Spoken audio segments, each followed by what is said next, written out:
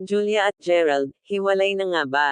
Mga palatandaan, lalong lumalakas. Usap-usapan ngayon sa social media ang di umano'y hiwalayan nina Julia Barreto at Gerald Anderson. Totoo nga kaya?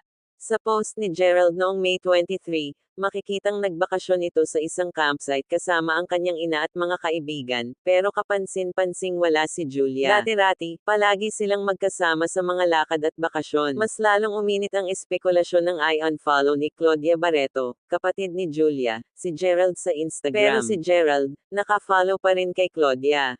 Dagdag pa rito, hindi rin umano dumalo si Gerald sa birthday ng ina ni Julia na si Marjorie, isang okasyong dati hindi niya pinapalampas. Ang huling beses na nakita silang magkasama ay noong birthday ni Julia noong March 10 pa. Wala pang kumpirmasyon mula sa dalawa, pero ang mga palatandaan ay tila may sinasabi na. Kayo, anong basa niyo sa isyong ito?